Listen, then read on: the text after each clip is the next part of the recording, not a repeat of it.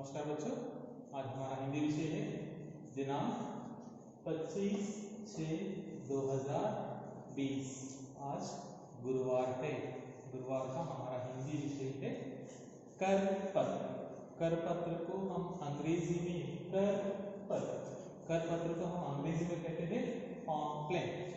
Pamphlet किस प्रकार तैयार करना चाहिए। पॉम्पलेट यानी आप समझते हैं कि छोटी सी पर्ची को हम पॉम्पलेट कहते हैं। ठीक है, पॉम्पलेट यानी करपत्र। कर यानी हाथ, इसे हाथ कहते हैं। कर हाथ, पत्र यानी हाथ में रखने वाला छोटा सा पत्र को ही हम करपत्र कहते हैं। करपत्र को अंग्रेजी में पॉम्पलेट कहते हैं। करपत्र कई तरह के होते हैं। किस प्रकार लिखना चाहिए करपत्र के नियम क्या होते हैं, ठीक है, इसमें आज उसके बारे में हम देखेंगे। पहले करपत्र किस प्रकार होता है देखिए। करपत्र लिखते समय क्या करना चाहिए, हम करपत्र को लिखते समय इस प्रकार मार्जिन लेनी चाहिए। यहाँ से चौकोनी मीन्स फोर साइड्स मार्जिन इस प्रकार चारों तरफ हम क्या करनी चाहिए, पहले मार्जिन लेनी चाहिए। मार्जिन लेकर इसको यानी डेकोरेट, कुछ अलंकार करना चाहिए इसको, यानी डिजाइन इस प्रकार बीच में डिजाइन डालना चाहिए।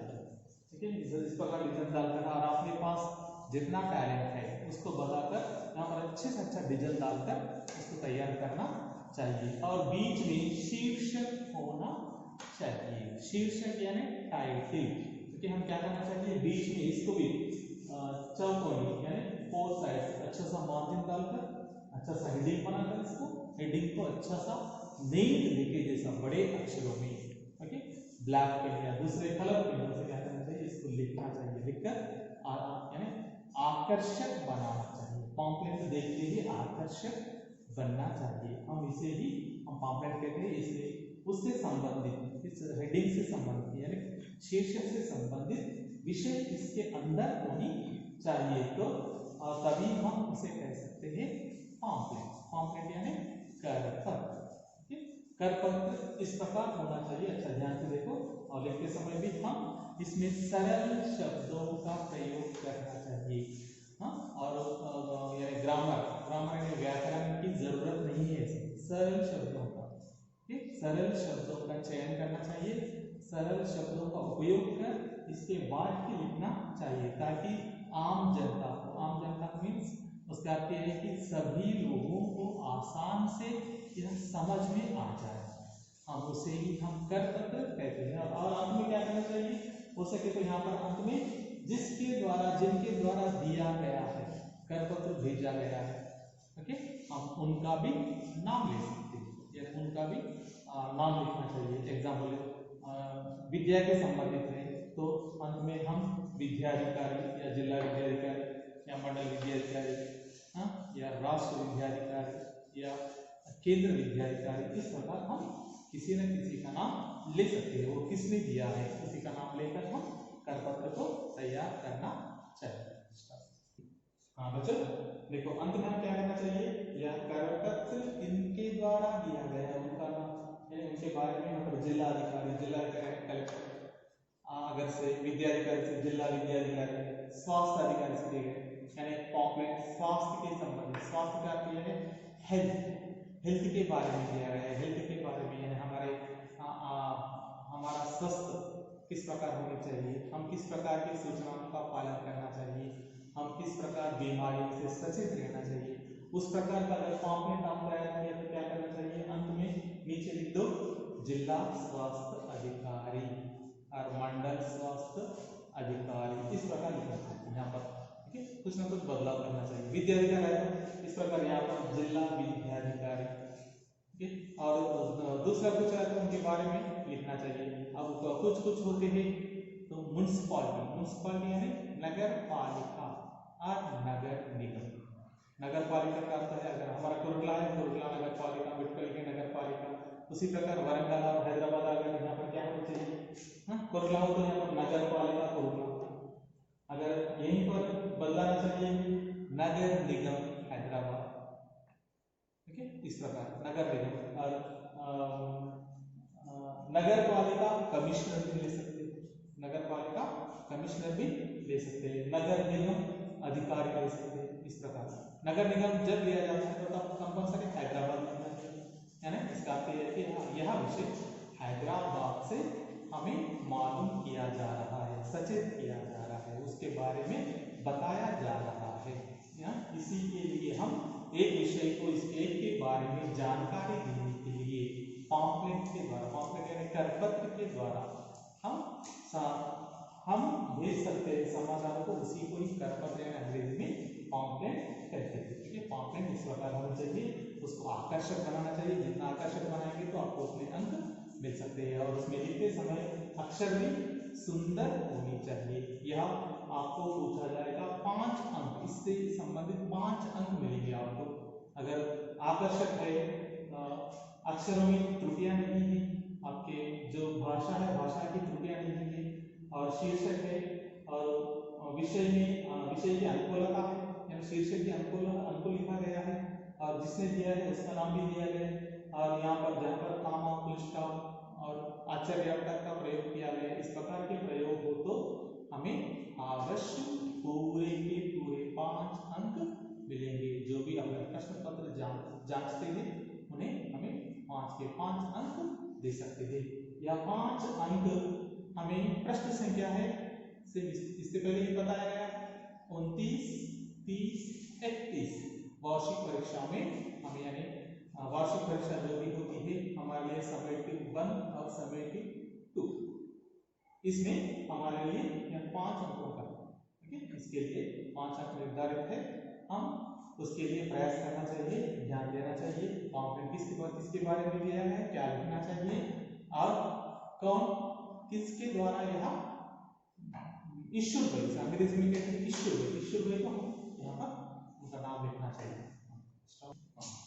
बच्चों देखो, करपत्र किस प्रकार लिखना चाहिए, यहाँ पर एक प्रश्न दिखा रहा हूँ, किस प्रकार लिखना चाहिए। एक मॉडल है, यहाँ पर नमूना है, इस नमूने के आधार पर आप भी क्या करना चाहिए, तैयार करना चाहिए। पॉम्पलेट को आप भी घर पर तैयार करके मेरे को दे सकते हो। सब बड़े यह शीर्षक है, सब बड़े संबंधित हम क्या करना चाहिए, इसके संबंध में कुछ विषय लिखना चाहिए, यहाँ पर लिखकर उसको हम भेजना चाहिए, सारी जनता तक उसको पहुंचाना चाहिए। देखो, सब बड़े यह विषय है, यहाँ पर हेडिंग है, शीर्षक है, शीर्षक से हटकर वाक्य हो और शब्द हो नहीं होनी चाहिए। शीर्षक से संबंधित शब्दों का प्रयोग और वाक्यों का प्रयोग वही विषय के अंतर्गत कुछ भी यहाँ पर लिखना चाहिए। देखो, समाज में सबको पढ़ने लिखने का अधिकार है, लेकिन ज्यादातर गरीब बच्चे सड़कों पर भीख मांगते, जूते पॉलिश करते, काम धाम करते हुए दिखाई देते हैं। दोस्तों नमस्कार, नारा है सब बड़े। ऐसे 14 साल के अंदर जितने भी बच्चे कार्य क्षेत्र में दिखाई दे, जल्द से जल्द उनको किसी सरकारी पाठशाला में भर्ती करा दे। उनका सुनहरा भविष्य आपके हाथों में है। सबको शिक्षा का अधिकार दे, और इसलिए कहते हैं कि सब पढ़े। यहाँ पर छोटा सा करपत्र दिया गया है, यह विषय है सब बड़े। देखो इसका अर्थ क्या है, इसका अर्थ देखिए हमें। देखो, समाज में सबको पढ़ने लिखने का अधिकार है। समाज में सभी लोगों को, यानी पढ़ने के लिए उम्र यानी आयु की कोई सीमा नहीं रहती। सीमा का अर्थ क्या है, लिमिट, एज लिमिट नहीं है।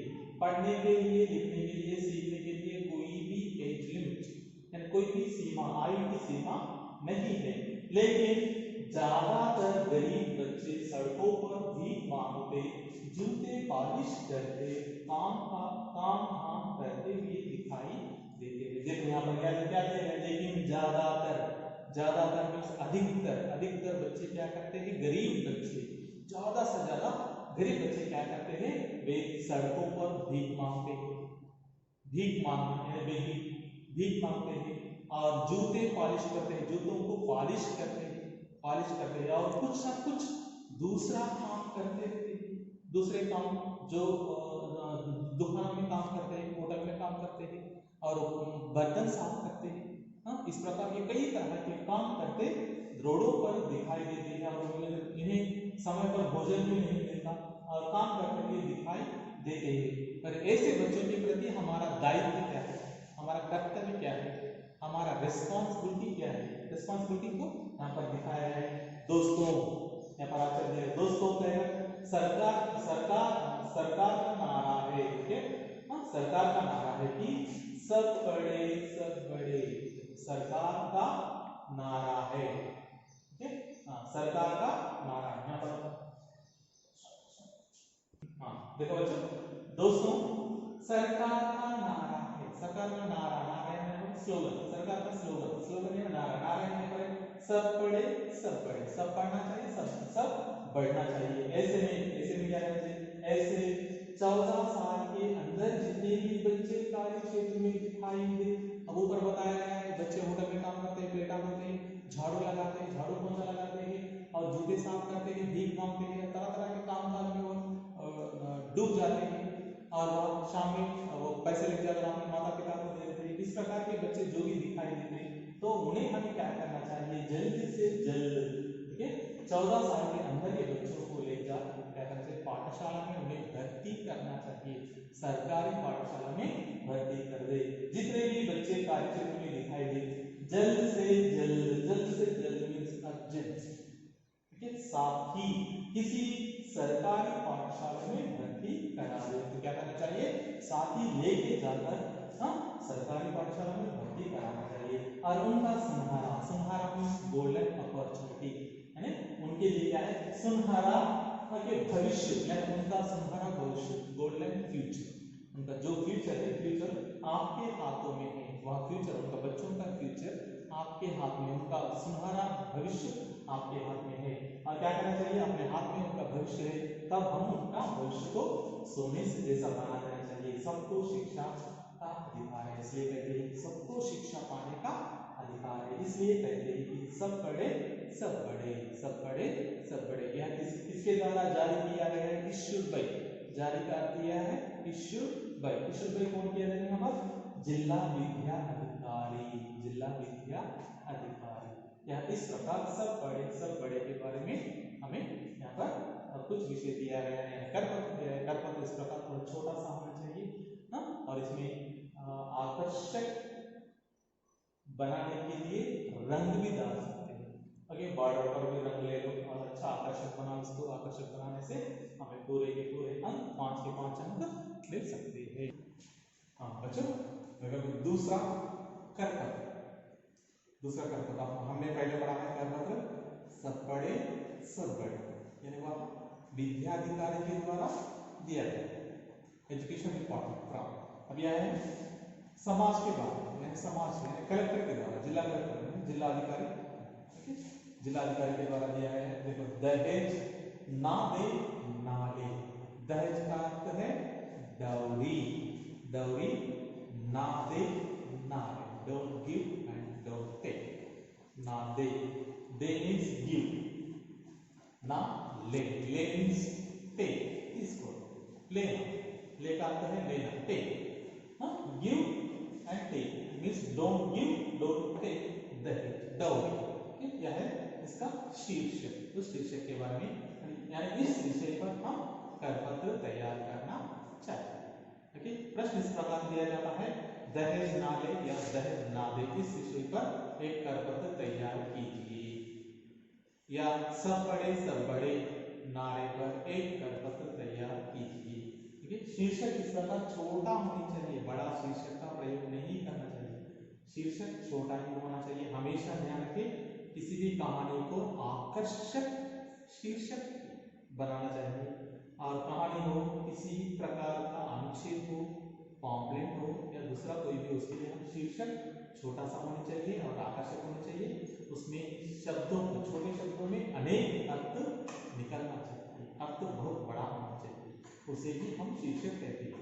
अब देखो इसमें, देखो यहाँ पर क्या दिया है, देखो, दहेज भारत सभ्यता के माथे का कलंक है, दहेज का भय माता पिता को अपनी पुत्री को जन्म से ही सताने लगता है। इस ऐसे उनका उनके उनके माँ बाप गर्भ में ही बेटियों की क्या कहते हैं, बेटियों की बलि चढ़ा देते हैं।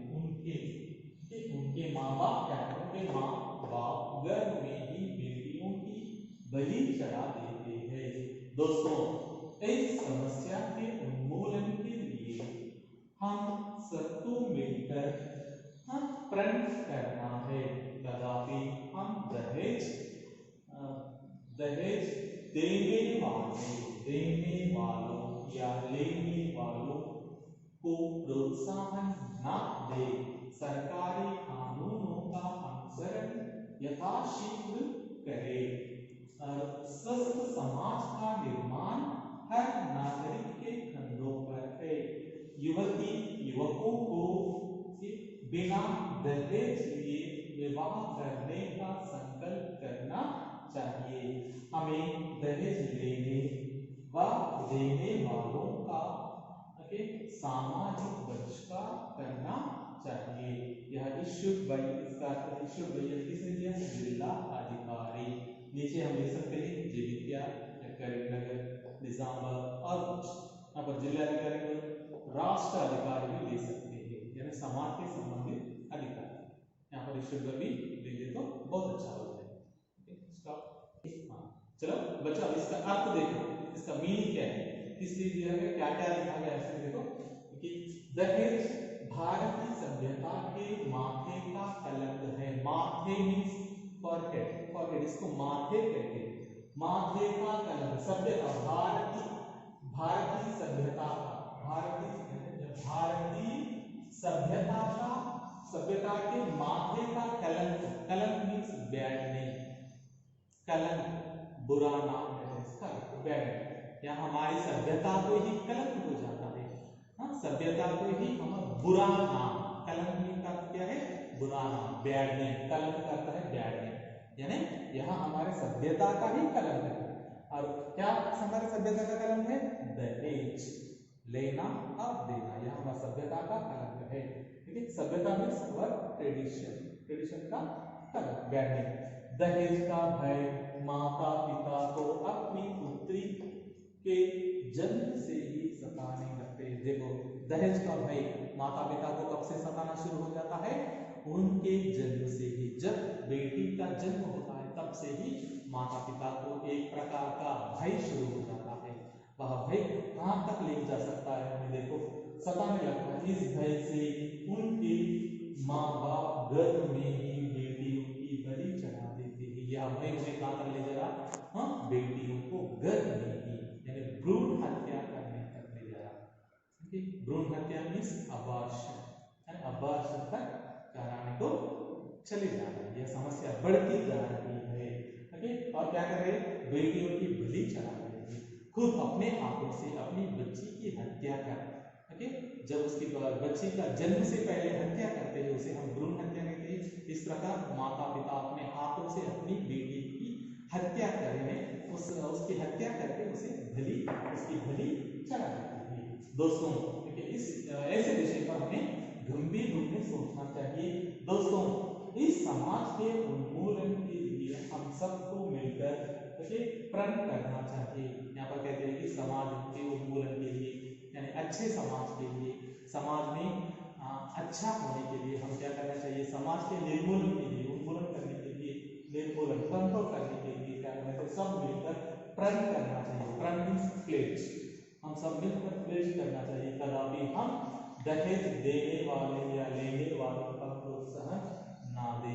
क्या करना चाहिए, इसके प्रण लेते समय हम दहेज लेने वाले को, दहेज देने वाले को, दोनों को हम प्रोत्साहन कभी भी नहीं करना चाहिए। खुद भी हम दहेज ना लेना चाहिए, ना देनी चाहिए। और क्या है, सरकारी कानूनों का अनुसरण यथाशीघ्र करें। सरकार के जो कानून है, कानून मीन्स रूल्स एंड रेगुलेशंस, सरकारी यानी गवर्नमेंट रूल्स एंड रेगुलेशन, अनुसरण यानी पालन करना, यथाशीघ्र जहां तक हो सके उनका हमें पालन करना चाहिए। सरकार के जो भी नियम है, कानून है, रूल्स एंड रेगुलेशंस है, उनका हमें यथाशीघ्र पालन करना चाहिए। ठीक है। और देखो स्वस्थ समाज का निर्माण हर नागरिक के कंधों पर है। स्वस्थ समाज का निर्माण करना हर नागरिक के कंधों पर। कंधा मीन्स शोल्डर्स, शोल्डर्स, कंधा, कंधा मीन्स शोल्डर्स, हर नागरिक के कंधों पर, ओके, इसका निर्माण करने का भार है। हर नागरिक पर इस प्रकार का भार है। और युवती युवकों को इसमें मुख्य रूप से क्या करना चाहिए, युवती युवकों को बिना दहेज लिए विवाह करने का संकल्प करना चाहिए। हम सब युवती युवक पहले क्या करना चाहिए, बिना दहेज लिए, ना दिए ना लिए, हम ना लेना ना देने का संकल्प कर लेना चाहिए। हम दहेज लेने व देने वालों का सामाजिक बहिष्कार करना चाहिए। जो भी यानी समाज में दहेज देते हैं या दहेज लेते हैं, हम क्या करना चाहिए, उनका बहिष्कार, ठीक है, बहिष्कार करते हैं, बहिष्कार करना चाहिए, समाज से उन्हें निकाल देना चाहिए, ठीक है, समाज से उन्हें हटा देना चाहिए, ठीक है। इस प्रकार करने से क्या हो सकता है, समाज में दहेज का प्रभाव कम हो सकता है। कहकर कौन, किसने कहते हैं, इश्यूड बाय जिला अधिकारी, ठीक है। इस प्रकार यहाँ पर 2 दिया गया है, आपके लिए गृह कार्य भी होता है। गृह कार्य में आप अपना कार्य कर मुझे वापस भेज दीजिए, ठीक है। धन्यवाद।